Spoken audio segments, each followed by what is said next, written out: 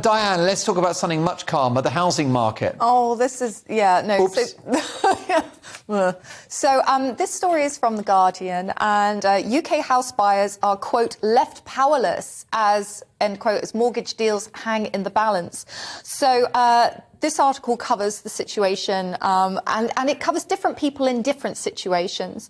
So 40% of mortgage products were withdrawn, so there is significantly less choice for people out there. And now there's less choice in terms not only of sort of buying a home for the first time, but actually keeping the home you've already bought, because your deal may have changed radically because of what has happened and the interest rates going up. You may no longer be able to afford something. And this article gives different examples of how the different people are in different circumstances and they're responding in different ways. It reveals, you know, that there are buying chains that are collapsing. There are people awaiting approval on the new mortgage situations. Some have just given up. Some have just said, you know, OK, we were going to move, but there's no point now because it's just going to be too much to work out. And some of the banks are withdrawing the pre-agreed mortgage offers, which I think is pretty terrible, because if you've pre-agreed it, you know, people have... These are massive decisions. Already moving is one of the most stressful things you can do after sitting next to Leo at this desk. Yeah. But... and then they go through sort of the different things where how much extra it might cost you using the percentage rates. For example, on the 1st of September, NatWest were offering a rate of 3.59% fixed for 2 years. But on the 1st of October, that changed to 4.39%. So that means over a year, you're going to pay 960 quid more. Yeah. So it really is quite a very serious situation. It means that sort of everything is slowed down because people can't move, people need to sort of hold fast. And if people are holding fast where they are and their money has got less value, you know, it's all very well like Liz Truss making all these changes and she's saying, yes, but people will have more money. But people do need more money now, and we're about to go into winter, and people are about to get very, very cold.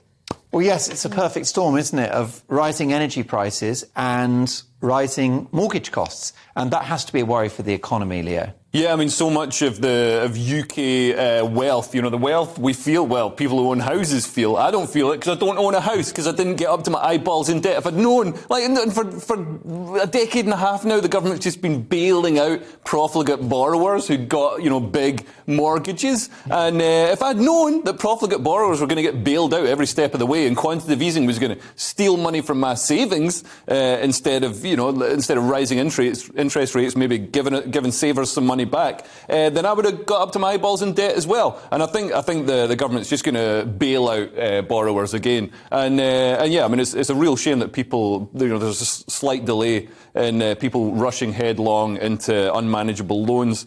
But they might be grateful of these delays to their mortgages in a year or two when everybody else is trapped in negative equity. Well, it could be. I mean, I think the issue with the mortgages is that it sucks money out of the economy, doesn't it? Disposable income.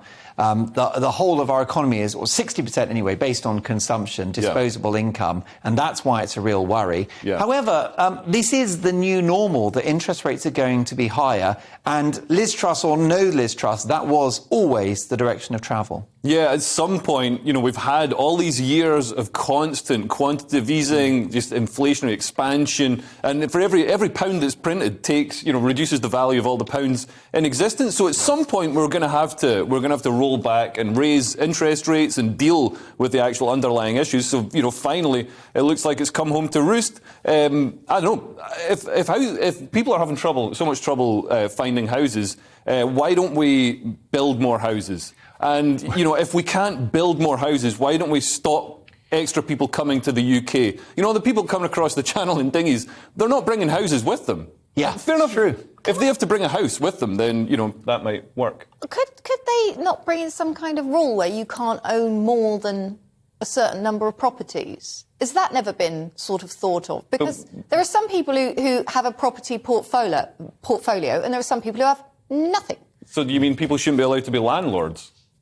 No, just not landlords over a certain amount. Like, because some people have a ridiculous number of houses. People shouldn't be allowed to be successful landlords. Yes, that's so exactly what if we've got saying. somebody who's good at being a landlord, they shouldn't be allowed to do it. Are there any good landlords, though? Yeah, of course there are good landlords. Are there? Yeah, I've never met my landlord is fantastic. Any problem with the flat, they sort it out. My mate's landlord, he just walks into her flat whenever he feels like it, and that is actually illegal. Yeah, that's illegal. So she wants to get some locks on that door. Well, yeah, but the problem is she'll police. just be evicted because, like, that's the way it goes.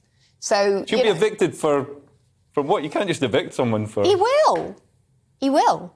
So it's because it's all very cut and dried. You can say it's illegal and things like that, which it is. But like when it comes down to the real life situation, he'll just oust her and get somebody else in. So a lot of the landlords that I've experienced have not been good.